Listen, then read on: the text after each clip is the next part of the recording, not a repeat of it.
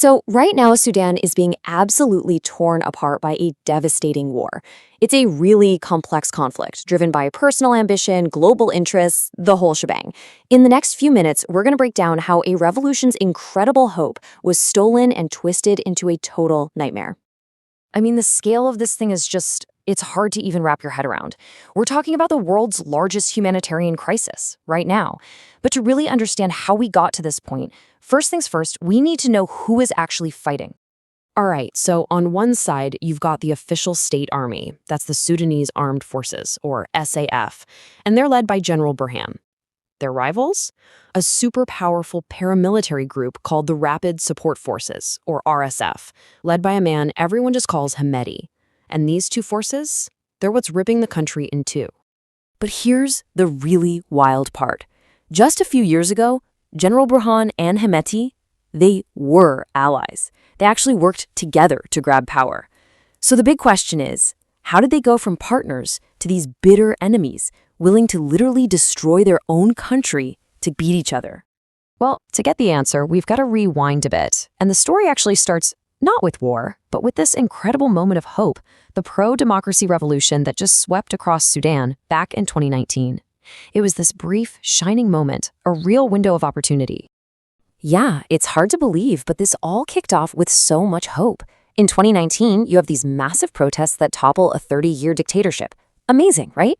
And they set up this fragile power-sharing government between civilians and the military. But then, look at 2021. Generals Burhan and Hemeti stage a coup together and just shatter that democratic dream. Then, just 2 years later, their own alliance completely explodes and they turn their guns on each other.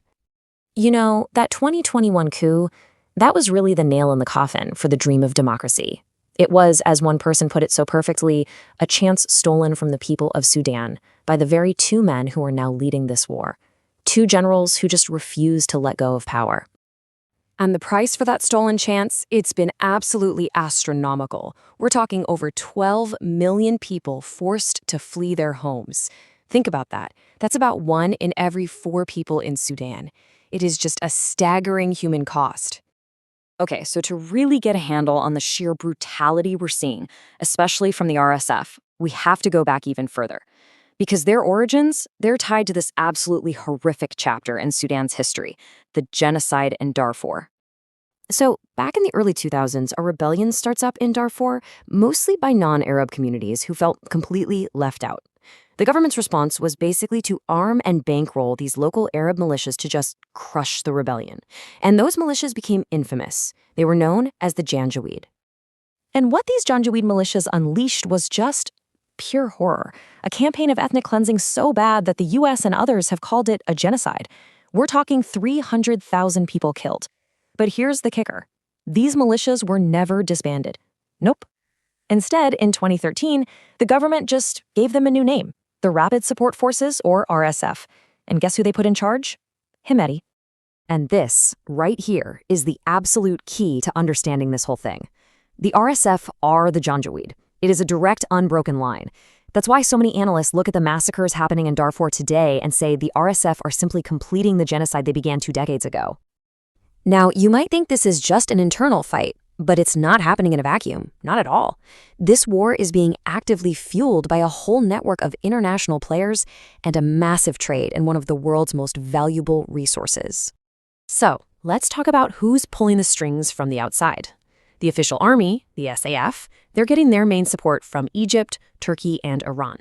And the RSF? Well, they are heavily backed by the United Arab Emirates, the UAE, which is providing all this critical support, even though they officially deny it. And get this, what's truly mind-boggling is that there's been a UN arms embargo on the Darfur region since 2004. It was designed to stop exactly this kind of thing. And yet, weapons just keep pouring into both sides, fueling these atrocities in direct violation of that ban. But you know, weapons are only half the equation.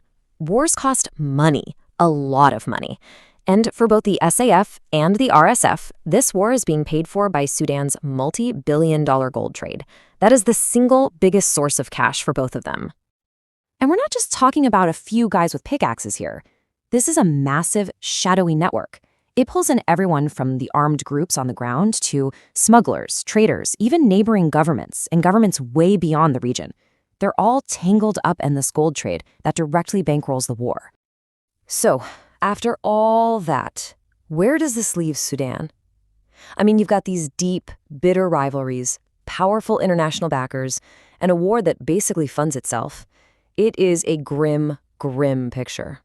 Right now, the country is literally broken in two. You've got these two rival governments. The SAF's government, which was born from the coup that killed democracy, is running things out of Port Sudan. The RSF's government, born from mass killing and ethnic cleansing, is set up somewhere else. Neither one has an ounce of real legitimacy. And what about peace talks? Well, the big players, the US, Saudi Arabia, they've tried. But honestly, it's gone nowhere. And the reason is pretty simple. Think about it.